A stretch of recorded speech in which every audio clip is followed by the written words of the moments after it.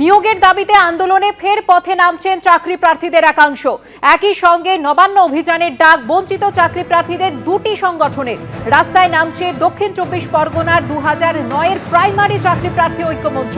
নবান্ন অভিযানে ২০১৭ সালের ওয়েটিং লিস্টে থাকা গ্রুপ টি বঞ্চিত চাকরি প্রার্থী ঐক্যমঞ্চও আজ পথে নামতে চলেছে। নিয়োগের দাবিতে আন্দোলনে ফের পথে নামছেন চাকরি প্রার্থীদের একাংশ। একই সঙ্গে নবান্ন অভিযানের ডাক দিয়েছেন তারা। বঞ্চিত চাকরি প্রার্থীদের দুটি সংগঠন আজ রাস্তায় নামতে চলেছে।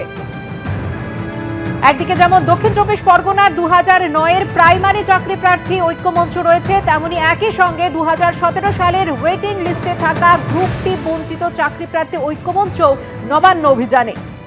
আন্দোলনকারীদের রুখতে পুলিশের তরফে নেওয়া হয়েছে সব রকমের প্রস্তুতি। সকাল থেকেই নবান্নমুখী ফোরশোর রোড, জিটি রোড সহ কয়েকটি রাস্তা যান চলাচলে নিয়ন্ত্রণ আনা হয়েছে, ব্যারিকেড লাগানো হয়েছে বেশ কয়েকটি জায়গায় এবং সিসি ক্যামেরার মাধ্যমে নজরদারি চলছে।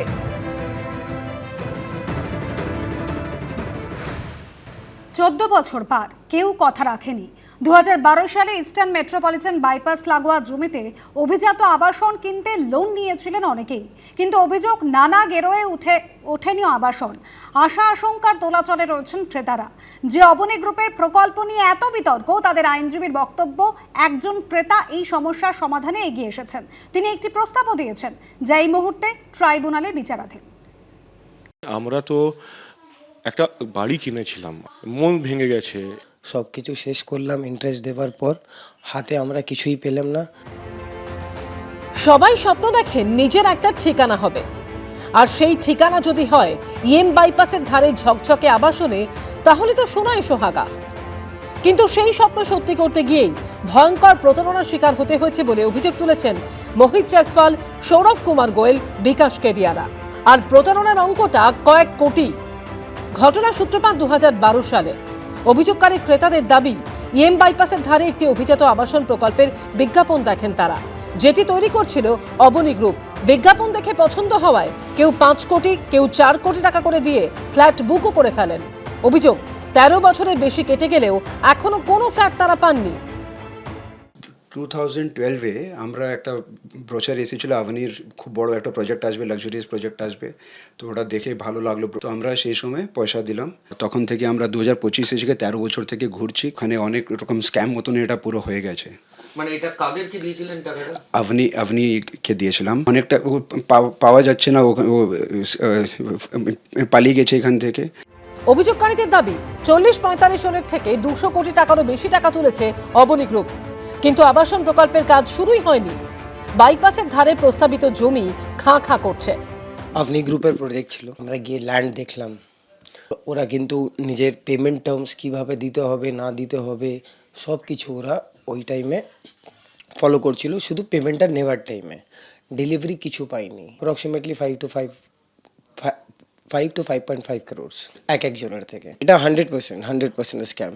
আভনিকে দিয়েছিলাম আমরা। এই 12 বছরের মধ্যে যা লোন নিলাম, লোন নেওয়ার পর যে ইন্টারেস্টগুলো দিলাম, সব কিছু শেষ করলাম, ইন্টারেস্ট দেওয়ার পর হাতে আমরা কিছুই পেলাম না।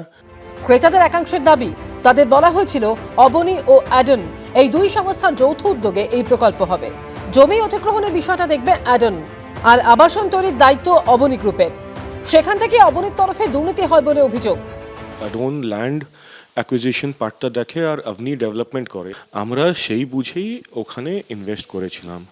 এবার সিক্রেটলি আভনি গ্রুপ সব টাকা সাইফন অফ করে দিয়েছে। আমার 3-4 কোটি টাকা ইনভেস্ট করা হয়েছে।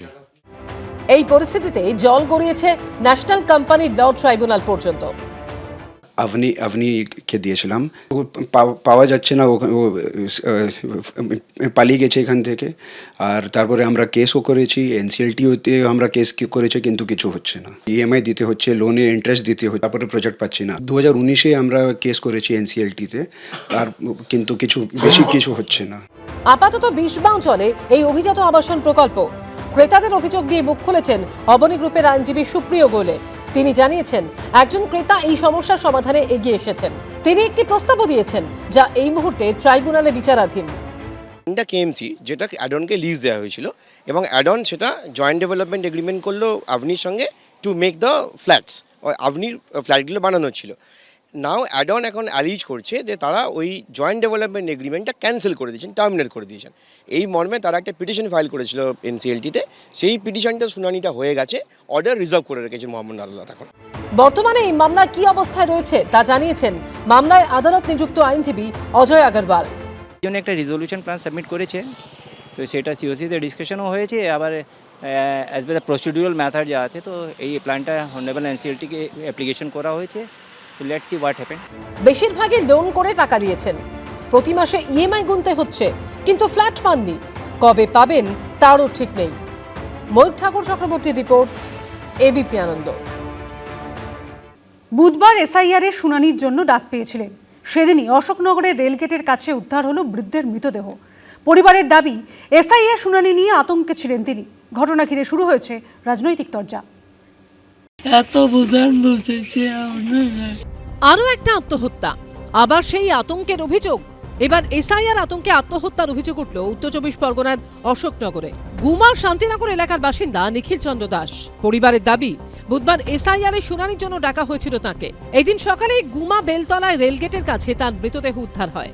পরিবারের দাবি, বাংলাদেশ থেকে এলেও গত 35 বছর ধরে ভারতে রয়েছেন তারা। আধার কার্ড, ভোটার কার্ড, পাসপোর্ট সবই ছিল নিখিল চন্দ্র দাসের। তবে 2002 সালের ভোটার তালিকায় নাম ছিল না। পরিবারের দাবি, এসআইআর এর শুনানি নিয়ে আতঙ্কে ছিলেন তিনি। বিভিন্ন রকম কাগজপত্র নিয়ে টেনশনে ছিল, আমাদের হয়তো দেশে থাকা যাবে না, বিভিন্ন রকম টেনশনে ছিল। এসআইআর বিভিন্ন রকম কাগজপত্র কিছু ভুল ভ্রান্তিও আছে, আমার মতো যাতে এরকম কারণ হয়। এই অভিযোগ ঘিরে শুরু হয়েছে রাজনৈতিক চর্চা। বিজেপির মদতপুষ্ট যে নির্বাচন কমিশন মানুষকে যে হেনস্থা করছে, একের পর এক মানুষ মারা যাচ্ছে আতঙ্কে, এর প্রতিবাদ আমরা চাইছি। আজকে যেভাবে এদের ভয় দেখাচ্ছে বিভিন্নভাবে, মানুষ সর্বদিকে আতঙ্কিত। যতদিন থেকে এসআইআর শুরু হয়েছে সেই দিন থেকে আজ পর্যন্ত তৃণমূল যেখানেই যে মারা যাক, সেখানে গিয়ে তারা প্রচার করার চেষ্টা করছে যে এসআইআর এর কারণে ইনি মারা গেছেন। এখানে প্রচুর পারিবারিক অশান্তি ছিল। এসআইআর এর জন্য আত্মহত্যা করেছেন, এটা সম্পূর্ণ মিথ্যা। এটা তৃণমূল শুধুমাত্র তার রাজনৈতিক স্বার্থ চরিতার্থ করছে। রেল পুলিশ সূত্রে খবর, ট্রেনের ধাক্কায় মৃত্যু হয়েছে নিখিল চন্দ্র দাসের। সমীরণ পালের রিপোর্ট, এবিপি আনন্দ, উত্তর 24 পরগনা। অনিকেত মাহাতোর পদত্যাগের ইস্যুতে মুখ খুলল West Bengal junior doctor front. Aniket মাহাতোর সঙ্গে কোনো সম্পর্ক নেই বলে জানিয়ে দিল WBJDF। পদত্যাগের সময় করা কোনো অভিযোগের জবাব পায়নি বলে পাল্টা দাবি করলেন অনিকেত মাহাতো।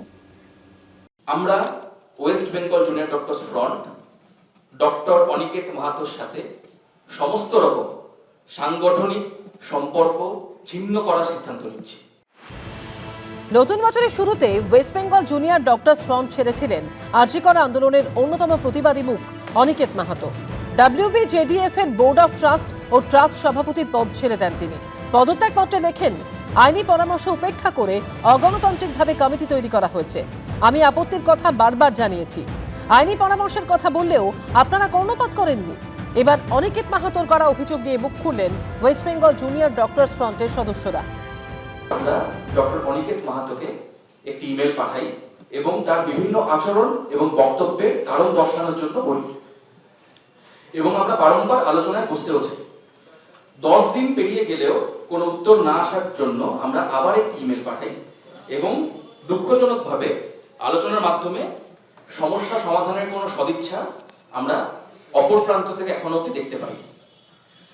ইতিমধ্যেই ডক্টর অনিকেত মাহাতোর কিছু ব্যক্তিগত সিদ্ধান্ত ও কর্মপদ্ধতি আমাদের সাংগঠনিক ভাবমূর্তি এবং সর্বোপরি আন্দোলনের যে বৃহৎ ভাবমূর্তি রয়েছে তাকে ক্ষতিগ্রস্ত করছে বলে আমাদের মনে হয়। আমরা West Bengal junior doctors front doctor Aniket মাহাতোর সাথে সমস্ত রকম সাংগঠনিক সম্পর্ক ছিন্ন করার সিদ্ধান্ত নিচ্ছি।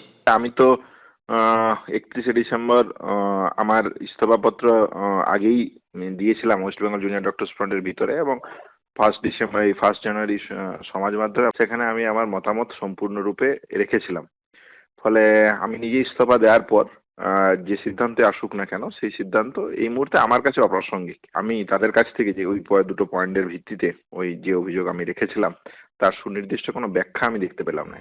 বুধবার একটি ওয়েবসাইট লঞ্চ করলো West Bengal junior doctors front, যেখানে মানুষ চিকিৎসা সংক্রান্ত কোনো সমস্যায় পড়লে অভিযোগ জানাতে পারবেন। অন্যদিকে আরজিকর কাণ্ডের প্রতিবাদে বৃহস্পতিবার সিবিআই দফতর অভিযানের ডাক দিয়েছে ভয়েস অফ অভয় সংগঠন। সেখানে উপস্থিত থাকবেন সংগঠনের সদস্য অনিকেত মাহাতো। নিহত তরুণী চিকিৎসকের মা বাবাও বৃহস্পতিবার সিবিআই দফতর চলোর ডাক দিয়েছে। সন্দীপ সরকারের রিপোর্ট, এবিপি আনন্দ, কলকাতা। এবিপি আনন্দ, এগিয়ে থাকে, এগিয়ে রাখে।